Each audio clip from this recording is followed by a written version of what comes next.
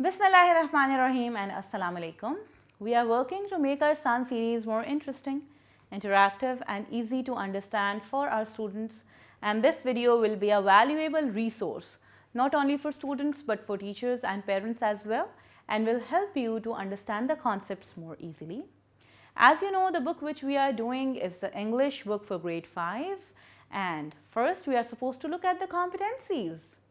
So oral communication skills, listening and speaking, reading and critical thinking skills, vocabulary and grammar, and writing skills. But the competencies breakup with respect to this book includes oral communication skills, listening and speaking, reading and critical thinking skills, aspects of language, and writing skills. So this is unit 10 of this book, and the book says,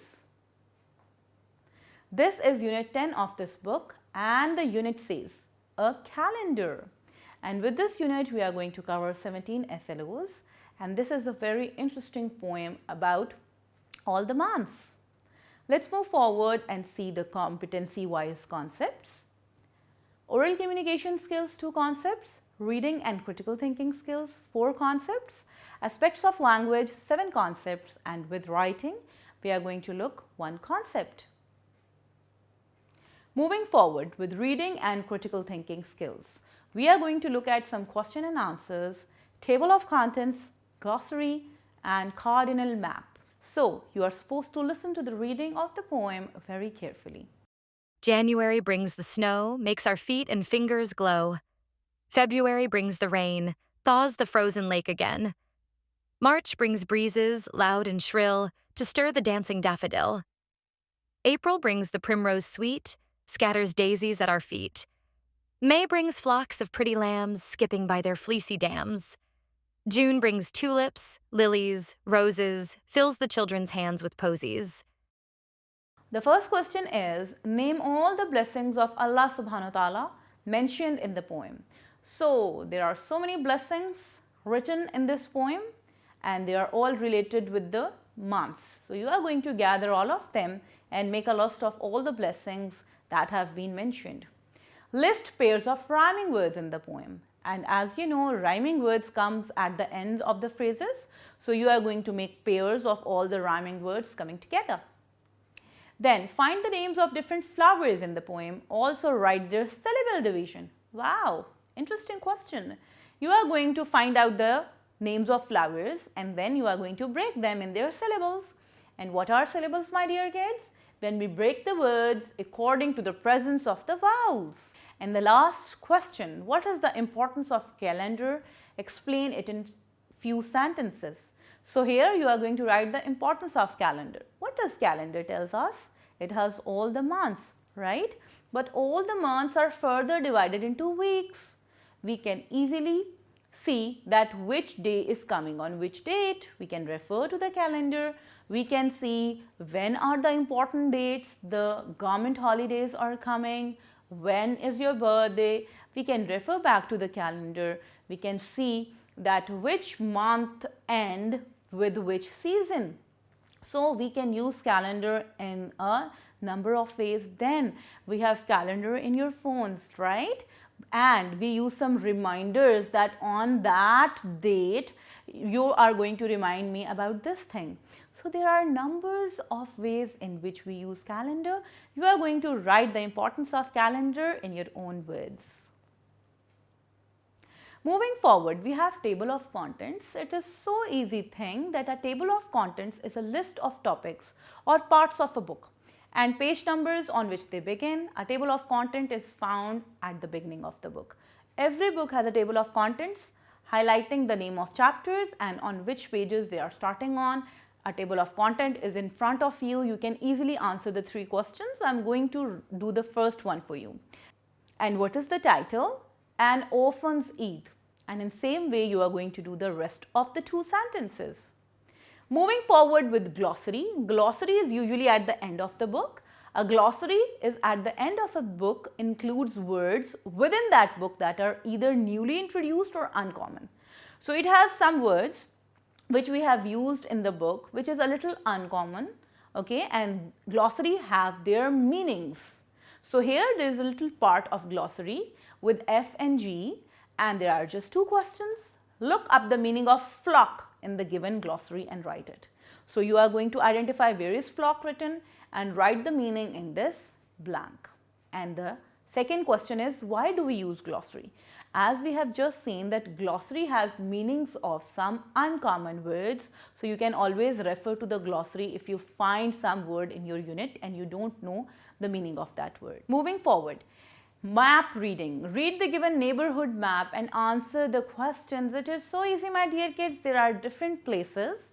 There is Maria's house, park, then there are roads, Jail Road, Main Street, Fifth Street, Twisted Lane, and you are going to answer the questions.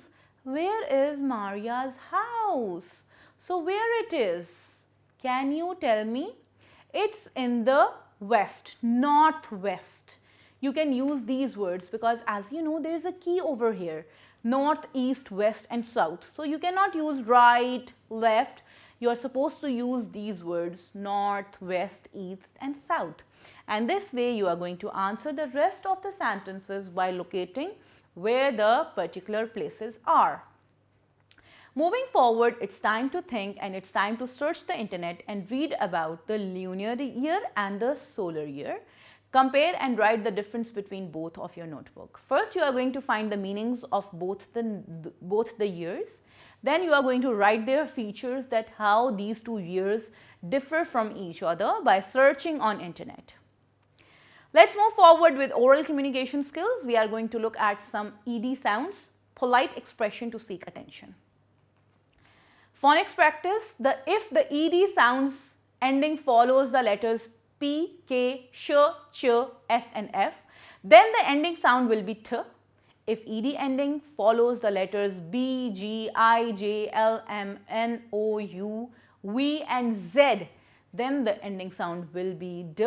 And if ED sound ending follows the letters T or D, then the ending sound will be id. I am going to read one example of each. They cleaned their houses. Here the ending sound is D. He looked in the classroom. The ending sound is T. And I visited a park. Here the ending sound is id. Now tick the correct ED sounds for given words, then use these verbs in sentences in your notebook. And let's do the first one together.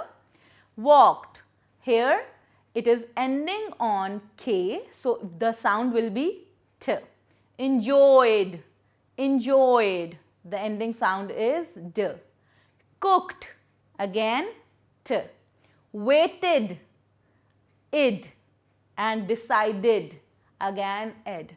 I have done all of the words because they are a little confusing and I am going to help you with all of it. Let's move forward, and Afan and his father is talking about something. Let's see, what is it? Dad, can I use your calendar? Yes, but why do you want it? Dad, I want to plan my school exams preparation according to the date sheet. Oh, that's great.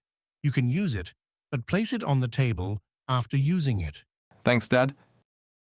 Moving forward with aspects of language, we are going to look at word meanings, writing a poem, entry word and alphabetical order, pronoun antecedent, agreement, use of can and cannot and may not, adverb of place and full stops with abbreviations. Read the given words with their meanings. Thaw, thaw means to melt. Scatter, scatter to spread. Fleecy, made up of soft material like the wool coat of a sheep. Pheasant, a large bird with a long tail, it's the name of a word. Sleet, a mixture of rain and snow. When rain and snow comes together, it is called sleet. Moving forward with writing a poem. Writing a poem on the topic the weather with the help of the given rhyming words.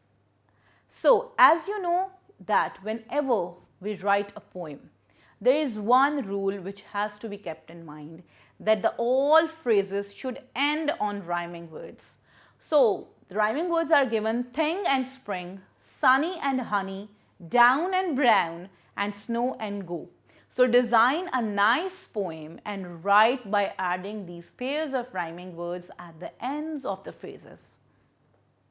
The next thing on this page includes entry word and alphabetical order. An entry word is the form of a word in a dictionary under which its meaning, spelling, etc. are grouped. So, entry words are those words which have lots of words related to that. For example, the example is giving bring. So, here br is an entry word. Okay, bring, br, and then the part of speech is written and meanings are written, meaning 1, meaning 2 and sentence. Okay, words are arranged in alphabetical order. Here the arrows are being given. So, entry word is a form of a word in a dictionary under which its meaning, spelling are grouped. Okay. The next thing is pronoun antecedent agreement. A pronoun must agree with its antecedent in number and gender. A plural pronoun replaces a plural noun. A singular pronoun replaces a singular noun. A masculine pronoun replaces a masculine noun and a feminine pronoun replaces a feminine noun. So, antecedent is that noun which has been replaced by the pronoun. It should always be related to that. If it is singular, if it is plural, if it is masculine or feminine.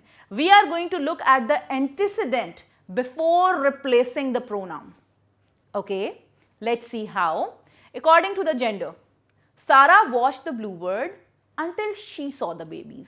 We are talking about Sarah. Hamid shares good ideas. He is an intelligent boy. We are talking about Hamid. According to number, when the whole has water in it. Whole is 1, so we have used it.